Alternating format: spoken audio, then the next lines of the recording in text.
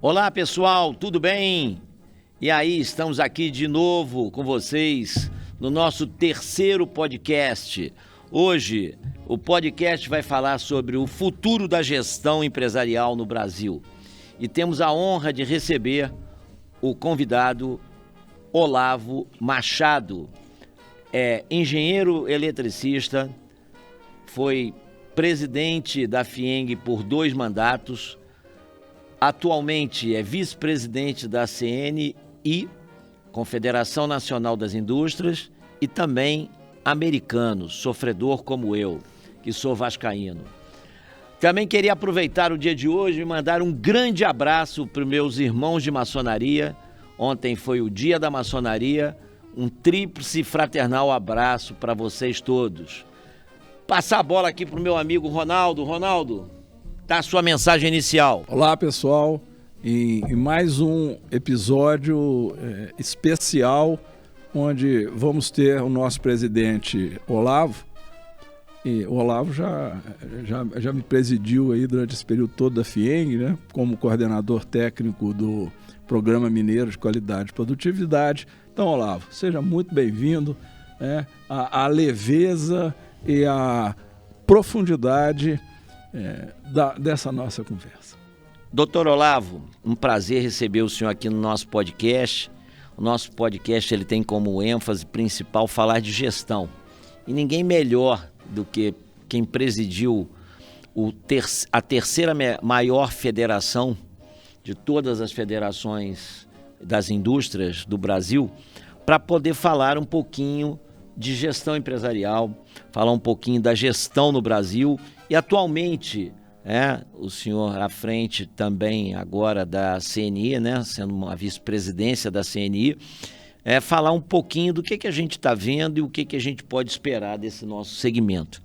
Então eu vejo o seguinte: o Brasil, ao longo de um determinado tempo, ele construiu um estoque de gestão. Entre os anos 90 e 2010, nós construímos um grande estoque de gestão, né? O senhor até contribuiu bastante quando esteve aí à frente da FIENG, como o próprio Ronaldo falou, né? Os programas de qualidade e produtividade do Prêmio Mineiro e outros mais, né? E hoje a gente vê que isso vem se perdendo, o estoque ou está ficando gasto ou ele está diminuindo de maneira gradual. O senhor hoje enxerga esse estoque de gestão no Brasil, das indústrias, né, dos órgãos que são federados, e como é que o senhor enxerga hoje? O senhor acha que esse estoque ele está o quê? Alto, médio, baixo? Pode melhorar ou está bom?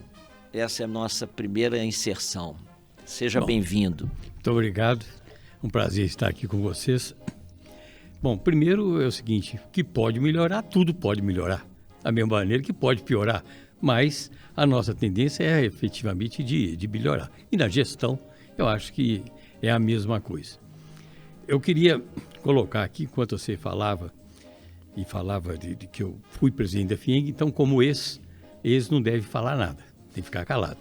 Como vice-presidente da CNI, vice também não deve falar, porque quem fala é o presidente. Então, para não ficar calado, né, vou procurar falar como empresário, né, que ainda sou. Né? Então, não tenha dúvida que a importância da gestão é muito grande. E muitas vezes, talvez seja o primeiro pecado que o empresário tem, justamente, e não dá a importância ou não se preparar para aquilo que a gestão exige, que deve ser também, no meu entendimento, escalonada dependendo do tamanho da empresa.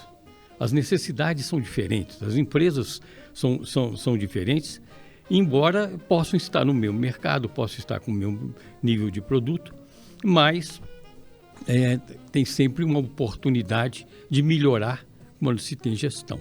E produtividade. Eu acredito que tão importante ou mais do que a gestão é a produtividade. Com produtividade você tem chance de fazer lucro. E empresário nenhum está aí para brincar, para não fazer lucro. Quer dizer, é claro que você tem um ciclo, que é quase que um S que você tem que fazer. O produto começa na fase experimental, cresce, né, consolida, ganha o mercado e depois começa então a degenerar, a cair, né? E aí vem o grande problema do empresário, que é justamente fazer com que isso seja feito em etapas, em ciclos, de maneira que você está sempre renovando e sempre que possível inovando. Quer dizer, então eu acredito que aqui em Minas Gerais é um caso que eu acredito atípico, justamente pela competência que se instalou na gestão aqui em Minas Gerais. Né? Eu vi nos seus podcasts anteriores vocês falando justamente sobre Fundação Dom Cabral, sobre FDG, INDG, Fundação Cristiano Ottoni, que foi o início, né? O Áquila com o professor Godoy, né? O Falcone, né? Que são verdadeiras pessoas que fizeram, você também, né? Vocês dois, né? Que sempre tiveram a preocupação e fizeram disso um grande negócio. O que eu não perdoo e sei que o seu Tidinho não ficou muito satisfeito comigo é justamente o seguinte: por que Minas Gerais não tem as melhores empresas se nós temos tanta competência instalada nas consultorias, nos consultores que estão por aí? Quer dizer, e na pequena empresa isso é essencial para que ela cresça. Empresa nenhuma nasce para não crescer. Quer dizer, o empresário, quando vai, ele acredita que a empresa dele é do tamanho da GE, é do tamanho da Fiat. E não nasce assim. Né? E não nasce assim. Mas para nós que começamos, esse é o sonho que se realiza. E muitas vezes a gente não chega aonde precisa. Não delongando mais, mas no meu caso, acho que, se você me permite, eu acho que o meu caso como empresário pode ser colocado justamente porque eu comecei com... Primeiro, nós já conversamos aqui sobre as minhas origens, né, que é uma origem de técnicos e principalmente do setor elétrico, onde meu pai era muito amigo do professor Hugo Sepúlveda, que foi da Escola de Engenharia, do Vitor Purri Neto, que era dos Diários Sociais, da TV Itacolomi. E então eu tive uma oportunidade de trabalhar num ambiente de eletricidade muito grande, que me deu a oportunidade de tentar empreender naquilo, embora meu pai já tivesse uma empresa e certamente muito mais competente do que a que eu fiz, que era muitas vezes maior do que aquele que ele tinha. Mas eu tive o início a importância, inclusive, se você me permitir, daqui a pouco nós vamos falar sobre engenharia também, né? A importância do estágio para os alunos de engenharia, que eu acho que é essencial para que dali se forme novos empresários do setor industrial. Mas eu fui trabalhar na Industrial Belo Horizonte, Companhia Industrial Belo Horizonte, aqui na Cachoeirinha, pertinho daqui onde nós estamos, né? E eu tive a oportunidade de trabalhar com um técnico têxtil, um gerente competente que sabia ouvir e que sabia estimular para que o estagiário, para que o técnico, aquelas pessoas que trabalhavam com ele, pudessem crescer, que é o Estevam Mascarenha, que era da Serra do Cachoeira, da Industrial Belo Horizonte, e que sabia valorizar. Então ele fazia com que nós mais jovens, ele também era jovem na época, mas nós mais jovens na época, nos valorizássemos justamente porque ele estimulava para que a gente tivesse sucesso. Isso acabou.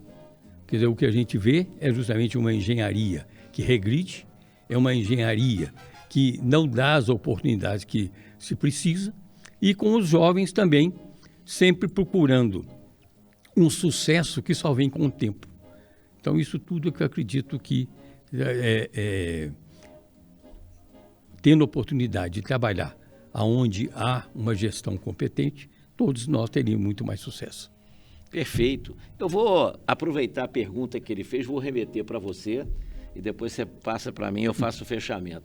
por que aqui, se a gente tem as melhores consultorias do Brasil, né, sem falsa modéstia, por que você acha que muitas vezes aqui, você que trabalhou bastante no Programa Mineiro de Qualidade e Produtividade, por que você acredita que essa pergunta que o Olavo fez ocorre aqui? Por que aqui, que tem o celeiro da área de gestão, muitas vezes os programas não deslancham como deveriam? Eu acho que Olavo comentou um ponto fundamental aí, porque nós tivemos muita dificuldade de unificar, ao purificar a gestão, unificar a pegada de engenharia.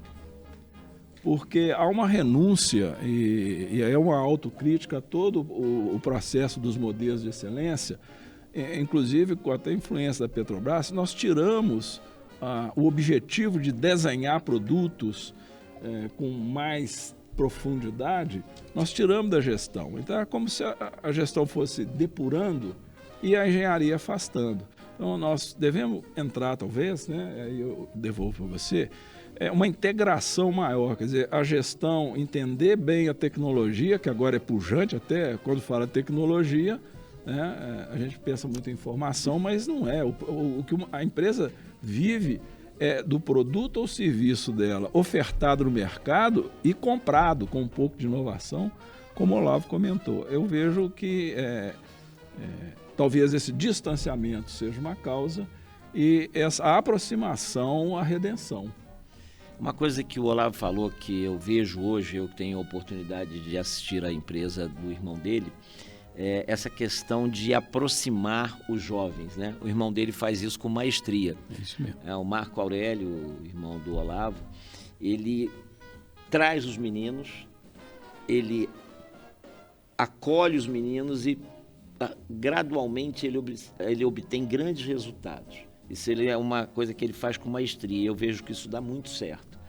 Porque se você está acolhendo alguém que está aprendendo, está dando a chance dele se aperfeiçoar, ele tem uma equipe hoje eu tiro, e a base da equipe dele é muito jovem, de liderança dele é muito jovem, mas ele faz isso com muita maestria, né? Não sei se ele foi também discípulo de lá desse senhor dessa empresa, né? Mas assim, o DNA disso aí ele faz muito bem.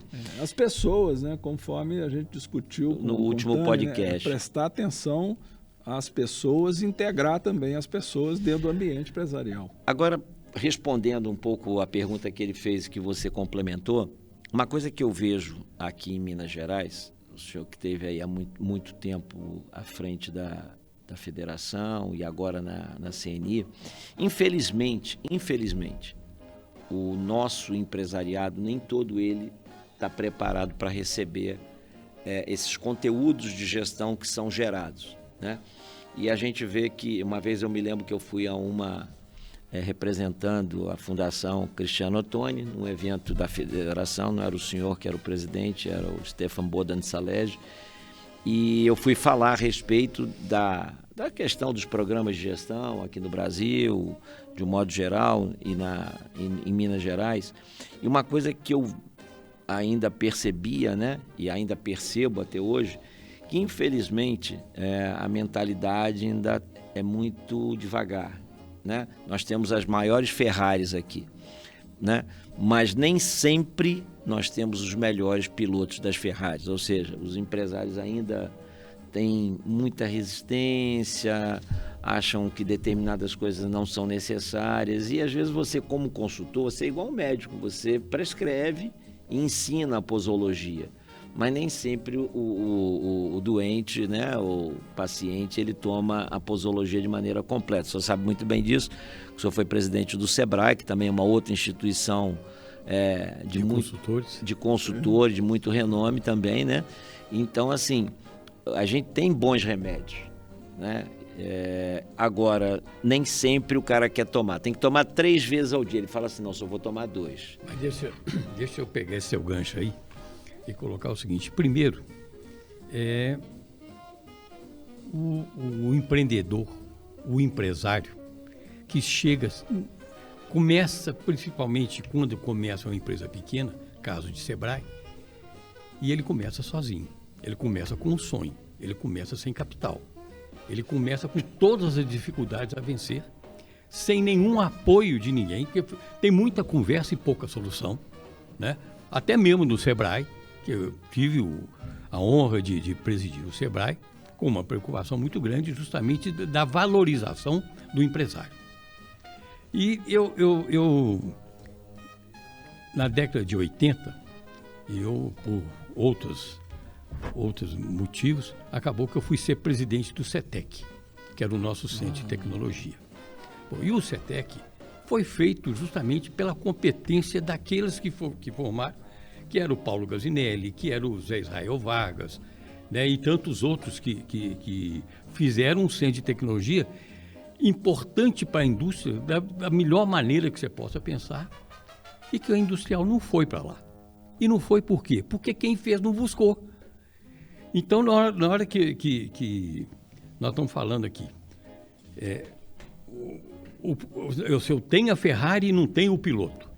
Mas eu não me preocupei em preparar o piloto. E aí fica o seguinte, quem faz a Ferrari, mesmo pilota. Quem faz a Ferrari vai mexer com as grandes empresas que não precisam, porque para eles, muitas vezes, as consultorias são colocadas mais ou menos para nivelar pessoas e não para mudar aquilo, porque vem de fora.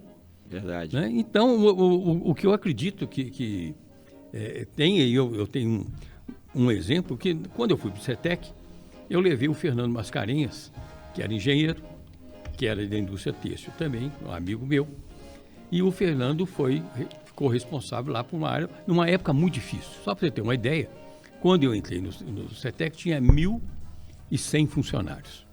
Quando eu saí, eu deixei 380 funcionários. E não mandei nenhum técnico embora. Então, só para você ter uma ideia do que é uma instituição que foi feita por técnicos, por cientistas, por pessoas competentes e que no governo é desvirtuado. Mas o Fernando, quando nós saímos do CETEC, o Fernando foi mexer, era o início da ISO 9000. E o Brasil, acredito que tenha sido dos países que mais empresas fizeram a ISO 9000. E eu precisava de ter o ISO 9000, nem que fosse por modismo, porque o meu cliente queria saber se eu tinha ISO 9000. Quer dizer, e a ISO 9000 me desculpa se eu estou tendo a coragem de falar, mas ISO 9000 é o seguinte, prova que você repete a mesma coisa, seja boa, seja ruim. Você tem ISO 9000, mesmo que você esteja fazendo errado. Bom, mas... E aí o Fernando chegou e eu falei das minhas preocupações, e que o tempo não dava, porque eu trabalho num mercado complicado, e o tempo não dava, eu precisava daquilo com velocidade. Eu sei que o Fernando foi lá para a fábrica, e em muito pouco tempo eu estava com a ISO 9000, não é homologada que chama, mas certificada. Eu já estava com a ISO 9000 certificada. E eu fiquei muito feliz e coisa, eu cumprimentei o Fernando, e ele falou, Olavo, você tem o certificado. Agora cuida que vai ser pior, que se você não cuidar, você vai perder. Então esse que eu acho que é um grande motivador, é o seguinte, nós criamos muito caro, demoramos muito para atingir um objetivo, e se você atingir ele rápido, quem está tendo pode perder, e se perder é pior, porque você teve e perdeu, significa que você não estava preparado para ter. E eu posso falar bem à vontade, não sei se eu teve a oportunidade de ver o primeiro podcast. Eu vi. Eu fui um dos principais percursores do produto ISO 9000 na fundação. Até fiquei estereotipado como o Perrone da ISO. E, na verdade, eu sempre trabalhei com gestão empresarial. Então, assim, quem desenvolveu e implementou a ISO para uso, fez excelente uso. Quem implementou a ISO para ter um certificado ISO não obteve nenhuma vantagem competitiva, né? E a gente percebe isso nitidamente. Isso que o senhor falou é uma coisa extremamente interessante. Agora, sim, teve uma época que foi um modismo, como agora está tendo uma nova onda. Não estou nem dizendo que é um modismo, mas nós vamos falar isso em outro podcast, que é essa jornada ESG. Entendeu? Eu espero que isso não seja um modismo, até porque a gente vai estar aqui, eu acho que eu sou uma boa referência nesse segmento, e assim, que a gente não cometa o mesmo erro duas vezes, né? E eu até brinco, eu tenho uma piada, né? Que eu conto a respeito dessa questão de gestão, né? O cara morreu e ele foi para o inferno. Ele era um cara muito ruim, foi para o inferno. E chegou lá, tinham 3 portas para que ele, né, escolhesse um dos infernos para ficar. Então, um era o inferno brasileiro, outro era o inferno americano e o outro era o inferno europeu. O cara meio besta falou, não, vou primeiro no americano. Mas cada um tinha uma pré-condição para o cara ficar lá. Aí o cara bateu na porta, de repente veio imediatamente o americanozão lá, abriu a porta. Pois não, o que você quer? Não, queria ficar aí. Ele falou assim, ó, aqui a condição é o seguinte, tá vendo lá o Ronald Reagan? Todo dia você tem que marchar caminhando sobre brasas e assistir uma palestra dele falando sobre bomba atômica e tomar 1 litro de urânio quando terminar a palestra. Falou, não, muito obrigado, estou fora. Aí foi no inferno alemão, né, lá, europeu, representado pela Alemanha. Bateu a porta, de novo, vem um alemãozão, atende, fala assim, e aí, o que tem que fazer? Ele falou, tá vendo lá o Hitler? Você todo dia tem que pegar, mesma coisa, marchar, sentar em cima de brasas e ouvir uma palestra do Hitler. Ele falou, não, tá maluco, tô fora. E aí foi no inferno brasileiro, bateu na porta, nada. Bateu na porta, nada. Como a gente tá aqui em Minas, né? Aí veio um mineirão, abriu a porta, falou para ele, bom. E aí, o que tem que fazer para ficar aí? Ele falou assim, aqui é bom, senhor. Aqui é bom. E o que tem que fazer para ficar aí? Ele falou, aqui o negócio é o seguinte... Aqui, todo dia, você tem que comer um balde de bosta, né, na frente do capeta. Ele falou, mas você acha isso bom? Você é maluco? Ele falou assim, senhor, aqui é um inferno brasileiro. Como assim? Ele falou, tem dia que tem balde, mas não tem bosta. Tem dia que tem bosta, mas não tem balde. E tem dia que tem bosta e balde e o diabo não vem.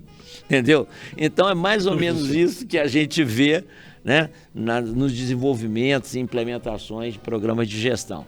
Tem dia que você tem pessoas interessadas, mas não tem a tecnologia. Tem dia que você tem a tecnologia, mas não tem pessoas interessadas. Tem dia que você tem a tecnologia e pessoas interessadas e, às vezes, a principal cabeça da empresa não apoia esses programas. O cliente não vem. O cliente não vem, né? O resultado financeiro não vem. Aí o empresário desacredita. Então, essa abordagem que o senhor está fazendo é muito interessante, porque o senhor viveu isso na pele, né? O senhor coordenava para dar a condição de, mas muitas vezes a pessoa não queria a posologia, né? Vamos lá. Eu queria fazer mais uma pergunta para o senhor. Hoje, na opinião do senhor, né, quais são as principais causas que impede a gente em não ter uma constância na melhoria contínua aqui? Porque a gente vai, como o senhor mesmo falou, né? Nós temos uma curva, né? A gente chega no ápice dessa curva, depois ela começa a decrescer. Isso é natural, que pode acontecer que o produto vai, na linha do tempo, vai ficando obsoleto, né? Um produto, um serviço. Tal. O Paulo Pires, que é um consultor, não sei se você trabalhou conhece. Comigo. Pois é. Grande amigo, que está morando lá em Santa Catarina. Tá um abraço aí, Paulo. Pois é uma pessoa importante para você trazer aqui, ou fazer pela internet uma palestra com ele. Eu já convidei ele, volto a reiterar com o convite. Eu vou falar com ele. Mas ele escreveu sobre isso. Eu vou lhe mandar. Ele mandou um artigo muito interessante justamente sobre esse início e fim, essa curva S que o produto tem. Então, eu acho que... Agora, você perguntou o porquê que... Como é que o senhor... Quais são as principais causas, na sua opinião, que o senhor vê essa inconstância de manter a melhoria contínua, né?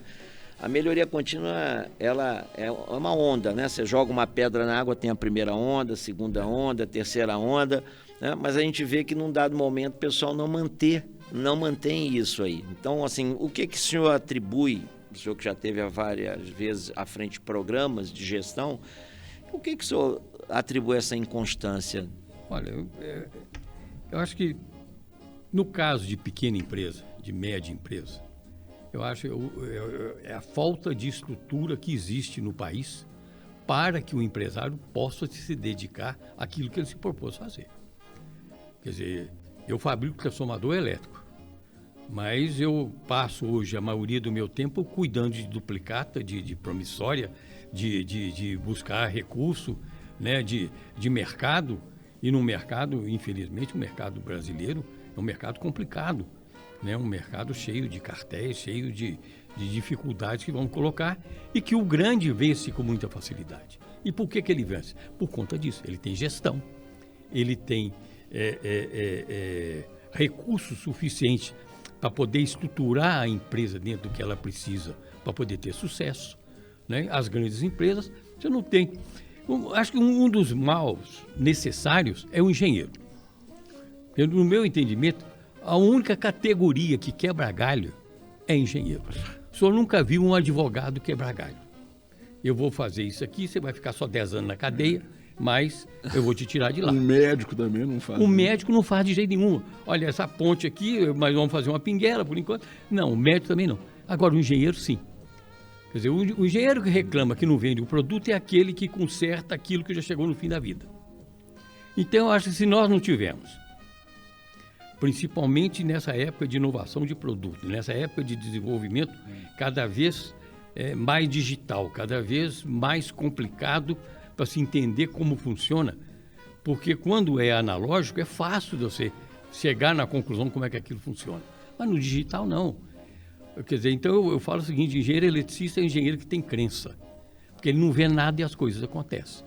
Então eu acho que nós, engenheiros eletricistas, somos muito mais. Aqui nessa mesa tem 3 engenheiros, eletricista, mecânico e metalúrgico. Olha só, todo mundo aqui crê em alguma coisa. Um que faz e transforma, né? Um que constrói coisa e um que faz isso tudo movimentar, né? E que tem que ter fé. Ele arruma matéria-prima, eu faço a caldeiraria, te entrego e você cria um meio elétrico disfuncional. O ideal seria isso, né? Mas o que a gente precisa é justamente o seguinte. Primeiro, com todo respeito, com toda coisa, é o seguinte, antes até da gestão, você tem que ter produto, você tem que ter qualidade, você tem que ter perseverança, você tem que ter confiança e, principalmente, você tem que ter mercado. O que resolve qualquer problema de qualquer empresa chama-se mercado. Bom, agora, para você poder conquistar mais o mercado, para você ser mais acreditado, você tem que ter qualidade, você tem que ter repetibilidade. Quer dizer, você tem tudo isso que a gestão manda fazer necessário para poder colocar. Se você tem o privilégio de começar do zero com isso, melhor ainda. Mas nem sempre você tem, porque você não tem recurso. Vai no BDMG, para poder falar um negócio bem mais claro, e arranja um financiamento. Se você provar que você precisa, eles não vão te dar. Agora, se você provar que você não precisa, é capaz de você sair de lá com algum financiamento. Então esse é o grande problema. Quer dizer, nós estamos vendo o seguinte, Minas Gerais está andando para trás, com todo respeito ao governador, que se esforça muito, mas nós estamos andando para trás, gente. Eu tive a oportunidade na FIENG, primeiro é o seguinte, eu fui ser presidente da FIENG, não que eu fizesse qualquer movimento para ser, mas o momento era propício, eu estava na hora certa, no lugar certo, e me colocaram. E eu não sabia o preço que eu ia pagar depois. Né? Depois que você sai, é que você vê tudo que você não devia ter feito e que você largou os seus negócios para poder ficar. Mas, de qualquer maneira, eu tive muita preocupação com a gestão, tive muita preocupação com o pessoal. E a Betânia Tanuri foi para lá, o Áquila também esteve lá, justamente nos ajudando a colocar isso dentro daquilo que precisava. Mas o pessoal escutou. Quer dizer, gostavam muito, porque se remunerava muito bem. A FIENG remunera muito bem, porque ela pode remunerar muito bem. Mas aí você vê o seguinte, meio ambiente. Meio ambiente era uma loucura. Então, todo mundo atrás de meio ambiente. Então, nós pedimos lá, os nossos técnicos do IEL, o Instituto Evaldo Lodge, para fazer um estudo em Contagem. Começamos por Contagem, para poder saber o seguinte, por que o meio ambiente traz tanto problema para a indústria? E aí começamos Contagem, para você ter uma ideia, na cidade industrial, os números que eu vou falar é aproximado, eu não tenho mais certeza dos números, mas a ordem de grandeza dá assim. Contagem, na cidade industrial, tinha cadastrado em torno de 780 empresas industriais. Na cidade industrial, é onde estão as maiores empresas. 780 empresas. Nós vamos levantar e o objetivo era visitar todas as indústrias da cidade industrial. Achamos 90. E o resto? Não existe. E o resto passou por ali. O empresário teve problema, ele abandonou aquele CNPJ e criou um novo. A empresa está lá, mas é uma só.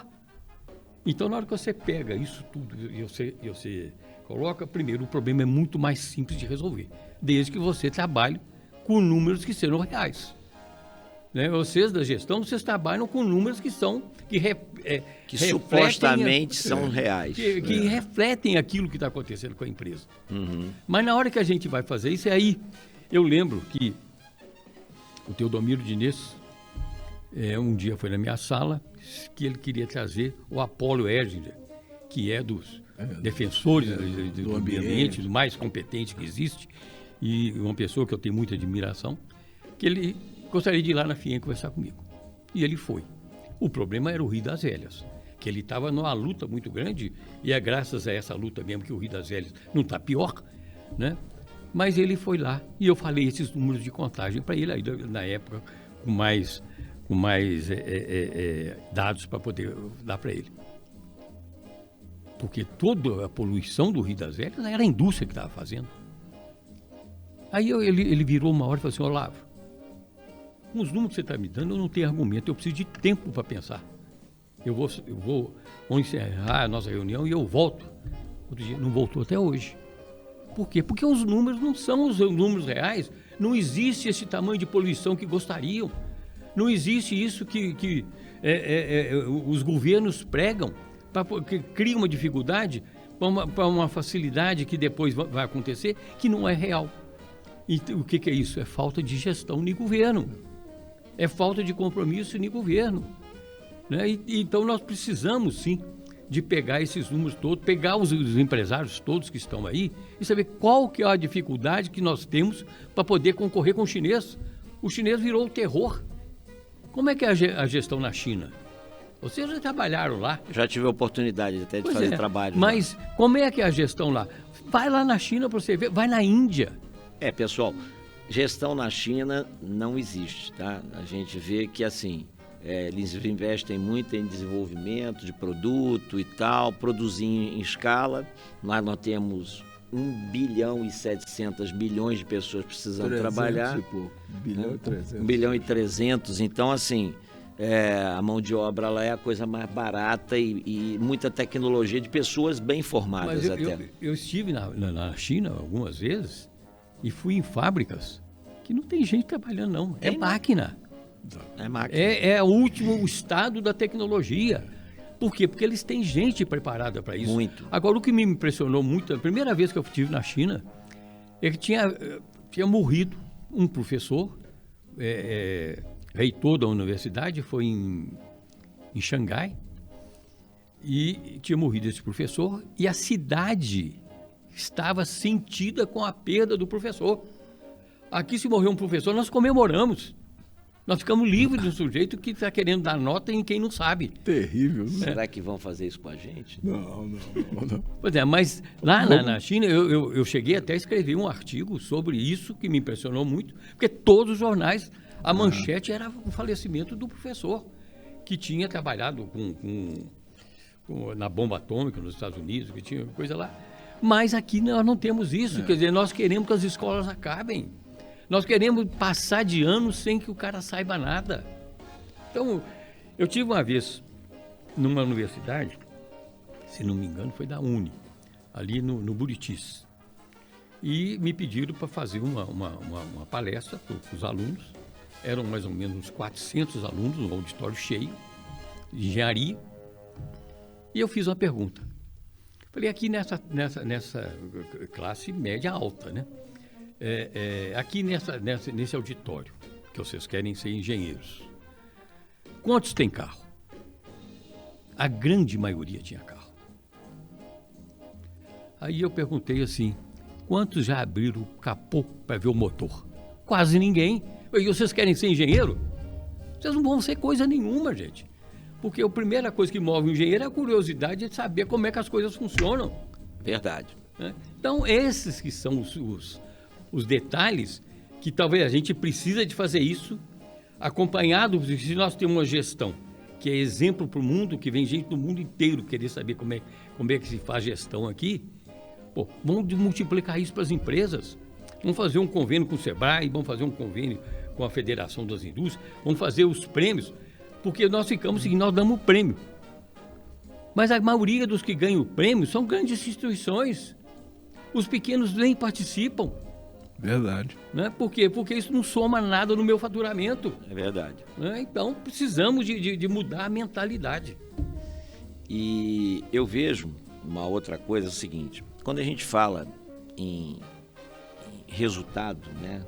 Gestão para resultado, que isso virou um slogan, né? Muita gente fala, mas não sabe como pratica isso.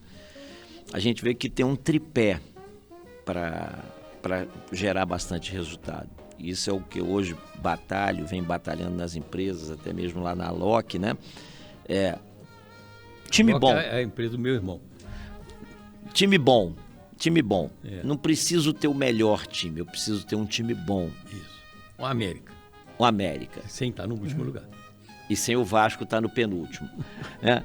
Um time bom. Sabe, eu não preciso nem tanto trabalhar a questão de motivação. Eu preciso ter um time bom, né? Com uma remuneração adequada, mas que ele depois tem uma competência técnica. Ele tem que entender do que faz. Então, quem faz transformador tem que conhecer, né, da lógica de fazer transformador. Então, uma equipe boa. Segundo pilar, você tem que ter uma infraestrutura boa. Quando eu digo uma infraestrutura boa, não é nada de luxo, não. Eu falo isso para muitas empresas que são meus clientes. É um banheiro que funcione, é um refeitório que funcione, é uma internet que, né, você possa usar. São as condições mínimas, básicas, fundamentais. E a outra coisa é dominar um método, né, que é o PDCA. Planejar, executar, checar o que foi feito e aquilo que deu certo manter e aquilo que deu errado corrigir. Parece muito simples, mas é um simples elementar. Que se você fizer isso bem feito, a coisa funciona. E ali talvez é uma coisa que para nós consultores, para o empreendedor, é o grau da simplicidade. A simplicidade é o último degrau da sabedoria. E parece que isso é uma coisa assim, não, mas não é modismo, não. Se você fizer isso, o café com leite bem feito, você consegue. Um exemplo disso é quando muitas vezes a gente chega na empresa e o cara me pergunta, o que eu preciso fazer? Eu falei, olha, vamos voltar às suas origens. Volta às suas origens. Quando você começou, você não tinha nada disso. Volta às suas origens, mas vamos fazer esse retorno, fazer bem feito. Se a gente fizer bem feito, a gente faz uma vez só e obtém muito resultado. Agora, isso é lastreado em 3 competências. Competência técnica, ou seja, se você produz transformadores, você tem que conhecer de transformadores. A competência de gestão, você tem que saber girar o PDCA. E a competência que talvez eu acho que é uma das mais importantes, a comportamental. É como você se o seu comportamento perante ao mercado, perante ao seu cliente, honrar prazo, honrar quantidade, honrar qualidade. Ou seja, é a competência de relacionamento, que é principalmente aqui em Minas Gerais. Aqui em Minas Gerais as pessoas fazem relacionamentos e fazem negócios por esses relacionamentos. Então aqui isso tem um valor inestimável. Mas eu acho que concordo com tudo que você falou. Agora, o que eu vejo é o seguinte, nós temos alguns problemas que poderiam ser resolvidos melhor em Minas se nós não fôssemos só solidários no câncer, feito de falavam antigamente, né? Por quê? Você vê que, primeiro é o seguinte, eu tenho uma coisa seguinte, eu me preocupo muito com o meu concorrente. Meu concorrente não é meu inimigo. Quando o meu concorrente vai bem, eu tenho chance de ir bem. Quando ele vai mal, significa que o próximo pode ser eu. Então é uma coisa que você precisa de estar atento a isso. Depois eu tenho talvez seja até injusto o que eu vou falar, mas eu tenho uma preocupação muito grande com executivo de empresa. Porque executivo de empresa, na grande maioria das vezes, ele tem compromisso com ele. Ele não tem compromisso com a empresa ou com os acionistas. E você vê o seguinte, quantas empresas vão para o buraco porque cresceram e colocam um executivo mal estruturado, mal colocado. Empresas grandes. E isso some, eu nunca mais você escuta falar. E ele não acaba só com a empresa dele, não. Um fornecedor menor de uma grande empresa corre o risco. Eu vou citar o meu exemplo mais uma vez. Olha, eu cheguei a ter 700 funcionários, que não é um botequim. Ultimamente eu estava, até mesmo porque a tecnologia, também colocamos máquinas melhores, colocamos equipamentos de maior produtividade, eu estava com 250 funcionários. Em 50 anos, 40 e pouco para 50 anos que nós fornecemos para a CEMIG. Fornecemos 150 mil transformadores que vão nos postos de rua. De repente, essa confusão toda que se criou na CEMIG, a minha empresa acabou. Eu tive que mandar 250 funcionários embora, pus na rua. Ninguém se preocupou com isso. Ninguém quis saber como é que eu ia fazer para pagar isso. Quer dizer, então, o assunto de empresa é muito maior do que a própria empresa. O ambiente que ela está inserido, a importância da empresa, por menor que seja, para a sociedade, é muito grande. O Zé Alencar, nosso vice-presidente e ex-presidente da FIENG, é que falava, a empresa chega num momento da vida dela que ela para de ser do empresário e passa a ser da sociedade. Você vai na cidade do interior que tem empresas que elas é que fazem com que a cidade se mantenham. Então esses detalhes é que eu acredito o seguinte, precisam de ser observados para que se possa ter sucesso num país que a gente está construindo. E nós aceitamos passivamente muitas das dificuldades que nos impõem sem nenhuma necessidade. Isso que você está falando é muito aplicado, apesar de nós estarmos em Minas, né? O nosso programa ele tem uma visão nacional e isso, qualquer semelhança, não é mera coincidência. Isso acontece no Brasil inteiro, né? Você está dando aí uma visão mais de Minas Gerais, obviamente, né? Mas assim, esse fenômeno ele se repete ao longo de todo o Brasil, né? Em alguns lugares mais, outros menos, né? Mas principalmente nos lugares onde tem a maior quantidade de indústrias e maiores indústrias, esse fenômeno acontece muito. Então, assim, às vezes você vê que no Brasil, ser empresário parece que você é um criminoso, né? Você, por vezes, passa situações vexatórias e etc e tal. Por quê? Infelizmente, o ambiente de negócio ele não favorece muitas vezes o empresário, né? E todo mundo lembra de você enquanto tem sol na praia. No dia que falta sol na praia, todos esquecem de você. Se você tem cão e gato, a melhor ração é Barão e Reserva. A Vitaminas tem prazer em servir, em nutrir bem o seu animal. Nas melhores casas do segmento, nas melhores pets e nos melhores supermercados.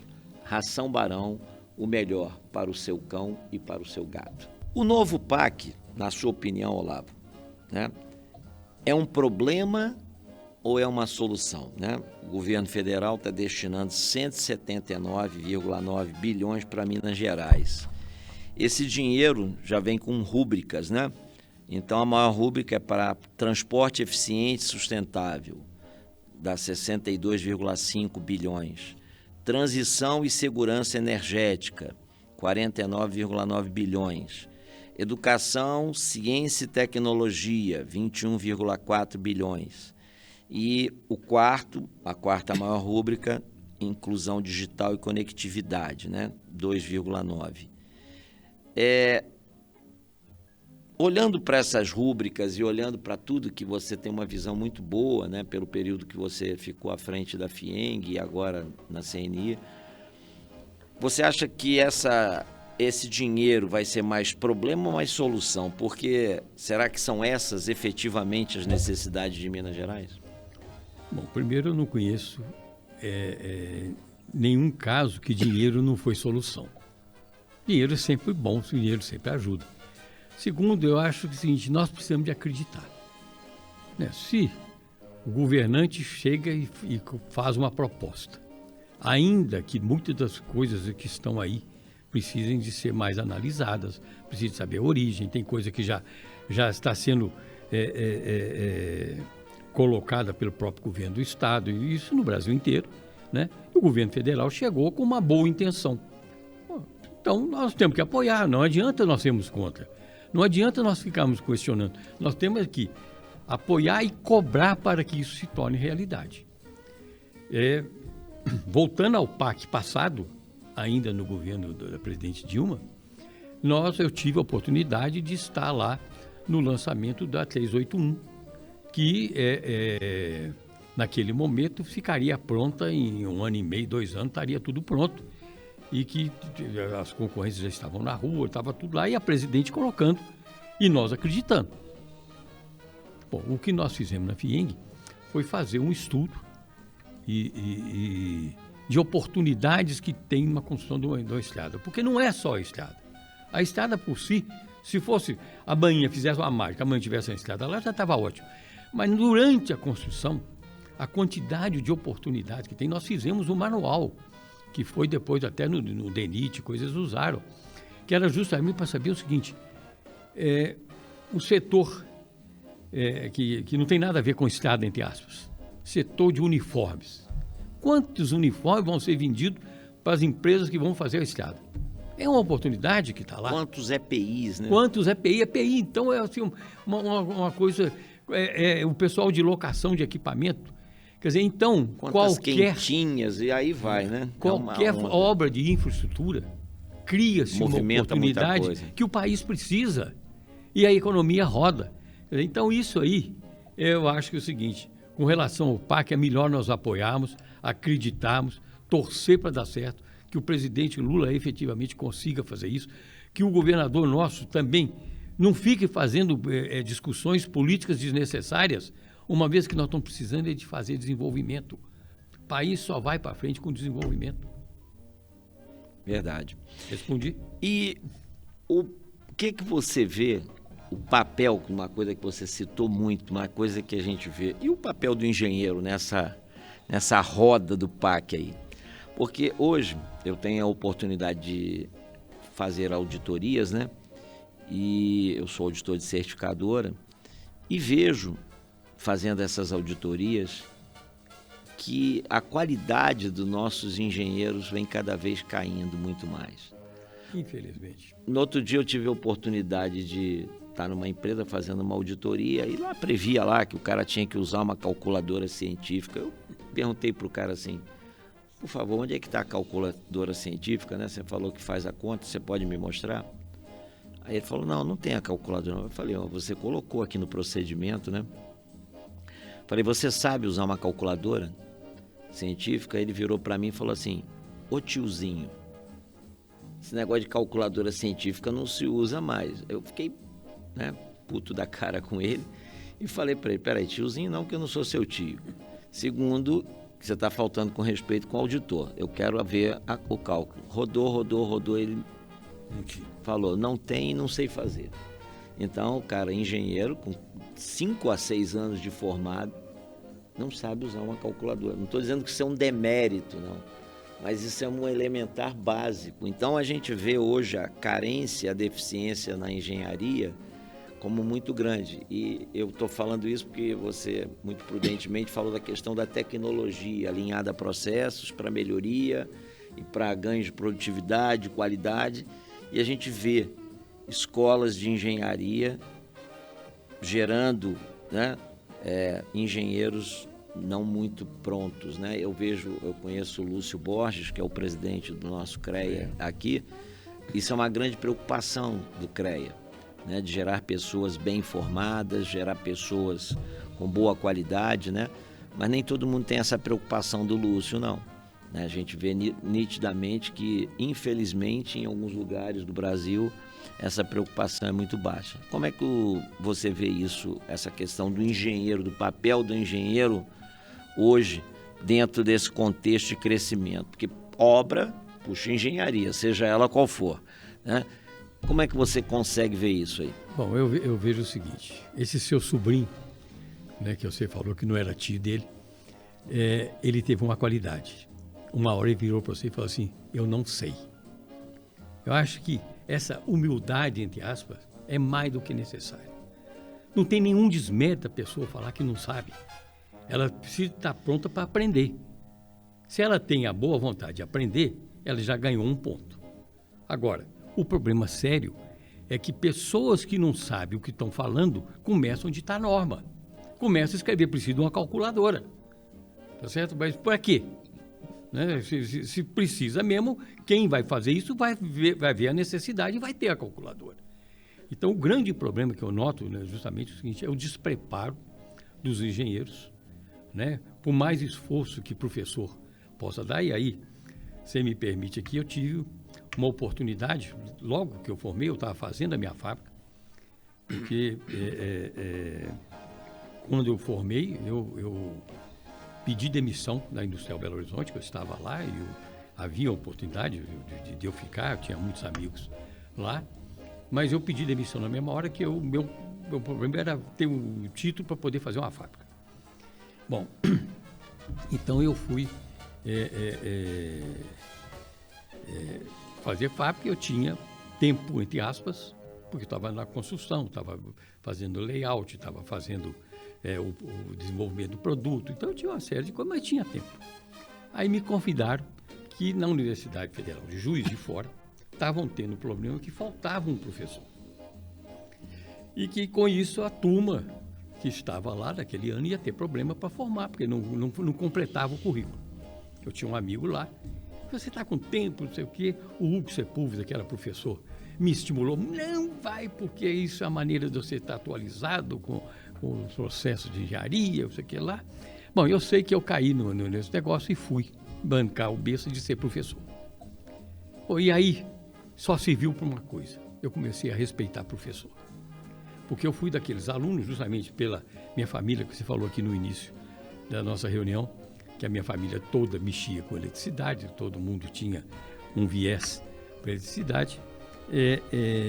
Eu era daqueles alunos que chegava à tarde, entrava, sentava no fundo e sabia a pergunta que eu ia fazer para o professor, que ele não sabia responder. Quer dizer, então eu era o sacana que chegava e coisa. Então, fui ser professor. E aí eu comecei a imaginar assim, gente, e se esse cara me perguntar isso? Eu não sabia. Aí eu ia estudar. Depois, a condição que eu pus para poder ir para Juiz de Fora é que eu só podia ir um dia, dar a aula toda da semana num dia. Eu voltava, que eu estava fazendo engenharia econômica no Colégio Santa Maria, né? A PUC tinha esse curso lá com o Paulinho, você lembra o Paulinho que era mecânico. E eu ia de manhã, saía de casa às 5 horas, chegava em 8h30 mais ou menos, Juiz de Fora, saía de lá às 4h30 e chegava aqui às 7h30, 8 horas para ir direto para fazer o curso de engenharia econômica. Bom, mas então eu tive que estudar, e aí que você respeita o professor, porque o cara vive estudando. Ele está estudando aqui, mas se acontecer isso, ele vai para cá, ele vem para cá, estudando, para mim não passar vexame, porque eu sabia o que era um aluno que queria sacanear um professor, né? Bom, eu fui dar aula de proteção de sistema. A Industrial Belo Horizonte tinha uma usina na Serra do Cipó, que o responsável era o Hugo Sepúlveda. Eu aprendi muito com ele, com o professor Risse, com vários professores que davam a consultoria na Industrial Belo Horizonte. Então eu dava uma aula que não era ruim. A chegar a um ponto que eu estou numa obra da minha empresa, em Vitória, no Espírito Santo, chega um sujeito e diz, ô professor, quer dizer, eu nunca imaginei ser chamado de professor, né? Eu tive duas turmas, fui convidado para continuar, mas vai nunca mais. Aí eu só respeito o professor a partir daí.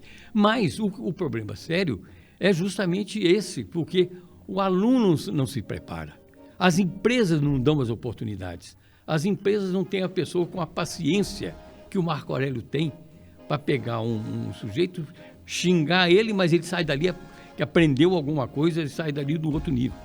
O que eu procurei fazer na FIENG foi justamente criar uma oportunidade daquilo que eu chamei de futuros engenheiros. O início foi muito difícil, mas depois passou a ser um programa, eu não sei se existe ainda, mas um programa que a gente pegava os alunos da escola de engenharia e levava para dentro do Senai para ele aprender. Se ele queria... Você pensa bem, o sujeito está fazendo curso de engenharia elétrica. Ele vai ficar meio dia debaixo de uma torre de transmissão no alto de uma serra? Então você tem que colocar ele lá, para ele ver o que vai ser o futuro dele. Ele vai para o escritório uma hora assim, vai para o ar-condicionado uma hora assim, mas depois de ter ralado. Porque ele no escritório ele vai comandar a gente que está lá no meio do coisa, chovendo ou com sol. Quer dizer, então a gente tinha que criar as oportunidades dos alunos de engenharia de verem se a profissão é essa, é dessa forma. Você quer continuar nisso? Vai continuar. O professor Emerson Almeida, muito meu amigo, fundador e presidente durante muitos anos da Fundação Dom Cabral, ele falava para todos nós, o artista tem que ir aonde o povo está. É isso mesmo. Ou seja, o engenheiro tem que estar onde acontecem as coisas. Nisso eu agradeço a um grande amigo que deve estar assistindo o podcast, que é o Roberto Velasquez, né? Foi o meu grande mentor. Eu tive 2 mentores bons, né? Um foi o Roberto Velasquez, outro foi o meu tio Pascoal Perrone, foi o criador do projeto Proálcool no Brasil. Então foram minhas 2 grandes referências. E hoje o meu desorientador aqui é o Ronaldão. Você está né? muito bem acompanhado. Não, entendeu? Então, assim, e você tem que ter muita paciência. E eu tive a também, oportunidade né? de conviver há muito tempo, tanto com o professor Falcone como com o professor Godoy. E isso é muito importante, alguém que te pega pela mão e te leva, né? Ele não só, ele te dá a vara, te ensina a pescar para que você pesque o peixe. Isso é muito importante e isso é fundamental na formação da gente. Mas nós conversamos sobre esse assunto e falamos sobre o CREA. Não tenha dúvida, o Lúcio foi um excelente presidente, uma pessoa dedicada, colocou o CREA num patamar importante, da mesma maneira que o Jobson, o Gilson, como é que chama? Meu Deus do céu. Pai da secretária de Meio Ambiente, que era do CETEC, Marco Túlio, que era do CETEC, um engenheiro competente também. Bom, mas esse pessoal todo se dedicou. Mas no meu entendimento, o CREA pode fazer muito mais. O CREA tem os normativos legais que ele tem que seguir, que não é só fiscalizar a engenharia. É muito mais do que isso. Quer dizer, o CREA é o grande incentivador do uso da engenharia. Ele pode fazer coisas. O Lúcio fez muita coisa. Todos que eu falei fizeram. Mas nós podemos fazer mais. Nós, engenheiros, temos que estar mais unidos. Quer dizer, a Sociedade Mineira de Engenharia, a Virgínia, está lá, fazendo um trabalho muito bom. E aí, na hora que... O problema de Minas, você tem uma dificuldade enorme para arranjar um candidato para presidente. Quando você arranja, tem sempre alguém que não está de acordo, que vem e que atrapalha. Mas não tenha dúvida que se nós fizermos aquilo que o passado já deu a Minas, que foi a sua área principalmente, que foram os engenheiros que fizeram com que nós tivéssemos as nossas metalúrgicas, a nossa mineração, quer dizer, tiveram muita competência e dedicação. A CEMIG, o setor elétrico, quer dizer, nós não temos direito de acabar com esse passado que foi construído com muito sacrifício de muita gente. Ganharam dinheiro? Claro que ganharam. O engenheiro está ali para poder fazer as soluções e ganhar dinheiro. E não existe nenhum desmérito naquele que é bem remunerado e que precisa ser remunerado, porque ele cria oportunidade para muita gente. Ok. E vamos caminhando para esse papo muito legal, né? Que está sendo muito gostoso, mas a gente tem uma limitação. Hoje, vou começar provocando pelo Ronaldo e depois vou passar a bola para o Dr. Olavo. Na sua opinião, quais são as principais... Não, vou passar para o nosso anfitrião, melhor. Quais são os principais desafios da gestão empresarial no Brasil? No Brasil como um todo. Vamos pegar, começando por Minas, de Minas para o Sudeste e de Sudeste para toda a região. Na sua opinião, o senhor que está agora na CNI, qual é o nosso principal desafio em termos gerais? A gente vê assim que alguns desafios, só para elucidar onde eu estou querendo chegar. um dos problemas grandes, gerenciamento de incerteza. Esse ambiente é horrível no Brasil. Tomar decisões com assertividade, né? Outra, fortalecer a cultura efetivamente de resultado nas empresas, que isso também é muito... Ainda faz-se as coisas, mas não me enfoca muito. Eu dei três pontos aqui, mas assim, se o senhor não quiser considerar nenhum desses, né? Um que é como ser prático e colocar essas questões que Perrone colocou, as pessoas entendendo da gestão, trabalhando a infraestrutura, o que é ser prático nesse mundo aqui? Porque a gente às vezes fala, não, isso aqui está muito conceitual. Mas vamos deixar ele dentro daquela pergunta inicial que eu fiz, o seguinte: quais, na sua opinião, doutor Olavo, os principais desafios da gestão empresarial aqui no Brasil, para que a gente ganhe pujança, para que isso realmente ganhe uma robustez que possa sustentar o nosso crescimento, né? E levar o Brasil para o caminho do futuro? Porque assim, no Brasil, eu sempre ouvi desde quando eu era garoto que o Brasil era o país do futuro, mas incrivelmente o futuro nosso sempre foi feriado. Continuamos esperando o futuro. Olha, para ser assim, bem rápido e objetivo, o que as empresas precisam é de eficiência. A gestão que leva a empresa para ser eficiente, o mais simples possível, é a gestão que nós precisamos. Ninguém precisa de confusão. Ninguém precisa de dado que não serve para nada. Então eu acho o seguinte, se nós tivermos qualquer atividade que some na empresa e que aumente a eficiência, e a gestão propõe isso.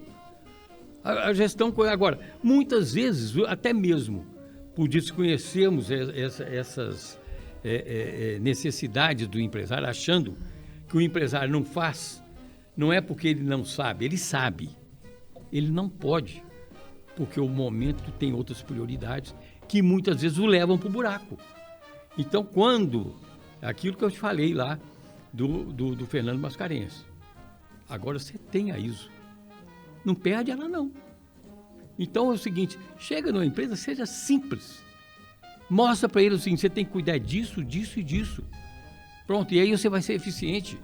Você não precisa de inventar nem de coletar dados que não te servem para nada. Na hora que você tiver isso, você vai ver lá que as empresas vão ser mais eficientes e, sendo mais eficientes, vão ganhar mais dinheiro. Ganhando mais dinheiro, elas estão salvas. Eu fico até muito feliz, porque, inclusive, o nome da minha empresa, da nossa empresa, né, é Instituto Simples, porque eu acredito na simplicidade como a visão final das coisas, entendeu? Mas ser simples sem ser simplista, há uma diferença. Claro. Né? Então, assim, eu acredito muito na simplicidade, em tudo que a gente faz. Nós falamos aqui, é claro, pela minha origem, pela minha vivência de empresas, que eu reconheço que não é tão grande assim, feito parece, pelos cargos que eu ocupei, muito mais pela generosidade de amigos, mas nós temos, basicamente, nós temos o agro, que cria oportunidades para a indústria e que nós não sabemos aproveitar. Nós temos o comércio, que tem uma outra maneira de enfocar aquilo que é o mercado, mas que é necessário para a indústria poder colocar seus produtos. Quer dizer, então essa ligação entre os setores... Agroindústria e comércio. Agroindústria e serviço. Na ponta. E na ponta o serviço. Agora, na hora que você coloca, e você tem uma legislação trabalhista, que se você contrata um consultor, se ele ficar lá na sua empresa mais de não sei quantas horas, ou quantos dias, ele passa a ser empregado e tem todos os custos do empregado bem remunerado, nós não andamos. Então nós temos que, primeiro, o seguinte, influenciar o político para que ele enxergue que ele poderá ter muito mais recursos se nós todos formos eficientes. As grandes empresas dos diversos setores, elas multiplicarão muito mais. Eu falava muito da FIENG. É o seguinte, primeiro, a maioria de nós empresários industriais, nós não sabemos o que o meu vizinho faz. É o primeiro ponto que você olha o seguinte, eu não sei o que ele faz e quantas vezes nós compramos um produto no outro estado ou no exterior, e o vizinho do lado fazia aquele produto que você precisava. Então, o conhecimento é muito grande. Daí a importância das entidades de classe. As entidades de classe é o lugar onde os empresários dos diversos segmentos e setores têm que se unir, têm que se conhecer. Não pode haver divisão entre o empresário, porque as dores do empresário, o setor pode ser diferente, mas os problemas são iguais. Vocês da gestão sabem disso. Que se vocês olharem a falta de gestão do setor elétrico, de uma empresa de produto elétrico feita minha, a falta de gestão de uma empresa têxtil, a falta de gestão, no final o resumo é o mesmo. Quer dizer, então, eu acho assim, se os consultores nossos forem mais simples, não quiserem mostrar uma valorização daquilo que não tem valor, nós seremos melhor pela participação dos consultores de gestão, pela importância da gestão e pelo reconhecimento que você mesmo procurou dar tantas vezes, né, e que levou tantas empresas a poderem comemorar justamente por elas serem eficientes. Então, eu acho que seria por aí. Ronaldo, complementa, por favor. Sim. Esse encadeamento, né, dessa cadeia de valor, a questão de olharmos para a governança, para a questão ambiental e social juntos, né, mostra muito essa preocupação de se evitar um isolamento. E Minas, de certa forma, é reconhecida como sendo um retrato do Brasil. Ou seja, no sul de Minas, né, é um resumo e também são todos os desafios numa sequência só. Essa percepção de união, né, de solidariedade empresarial, né, realmente é um ponto que nos tem faltado muito. Né? Concordo com tudo que vocês falaram. Porém, a coisa que mais me deixou alegre em tudo isso aqui é fazer tudo isso de maneira simples. Esse é o grande desafio, né? Esse é o grande desafio da gente poder conseguir alcançar o nirvana. Alcançar o nirvana. Possível, né? Sempre tem que ser o possível. Né? E para fechar, aí, quais são as profissões do futuro que o senhor enxerga? O senhor tem uma visão muito legal aí de futuro, né? Para que a gente pudesse deixar um recado final aí para essa moçadinha, né? Para o Henrique, para o Ricardinho que está nos vendo, para o Arthur, né? Para toda essa moçadinha aí nova. Quais as profissões que o senhor tem a percepção de serem as profissões do futuro dentro do espectro que abrange a nossa indústria, nosso segmento todo, essa cadeia que foi muito bem explicada pelo senhor: agro, indústria, comércio e serviço? Quais são as 3 principais profissões que o senhor vê? Bom, indo por simples, uma resposta simples: todas. Não tem profissão que não seja necessária. Então, vai arranjar um serralheiro hoje. Vai arranjar um vilhaceiro, vai arranjar um luthier. Todos têm espaço. Agora, o que você precisa de saber é o seguinte: primeiro, você tem que ter conhecimento e domínio daquilo que você se propôs a fazer. Qualquer profissão faz com que você possa ganhar dinheiro, possa fazer os seus sonhos, desde que você faça aquilo com gosto. Agora, como nós estamos num momento de tecnologia, é claro que as profissões do futuro ainda nem aconteceram. O mundo está mudando, as coisas estão mudando. O nano que hoje perpassa praticamente tudo, aí tem muito pouca gente mexendo. Então você veja o seguinte: nós tivemos no setor industrial, o setor elétrico. O setor elétrico é aquele que perpassava qualquer segmento de indústria. Todos tinham a parte elétrica. E com isso o setor elétrico tinha uma pujança, justamente porque ela resolvia questões de todos os segmentos. Veio a informática, veio a TI, tomou o lugar dela, porque o fornecimento de energia para os equipamentos funcionarem já é uma coisa corriqueira. Mas você fazer com que as máquinas trabalhem, falem entre si, seja coisa, você tem que ter gente para preparar. Quer dizer, fazer, o mundo acabou, que não vai ter mais produção. Não, vai ter todas. Vai ter espaço para todo mundo. Agora, a preocupação que o jovem tem que ter é o seguinte: você tem que ser o melhor aonde você for. Qualquer um é bom. O professor Falcone sempre falava isso, sempre fala, né? Seja o melhor naquilo que você faz, que já é um bom começo. Já é um bom começo. É bom saber disso, que eu tenho muita admiração pelo professor Falcone e sei da competência dele. Bem, para fechar, recado final. 3 vezes já. Não, agora é para fechar mesmo, dar aquele fechamento. Depois tem um moço aí que corta aquilo que não for necessário. Mas vamos lá. Para fechar, recado final. E depois vamos passar a bola e ele dá o último prego do caixão.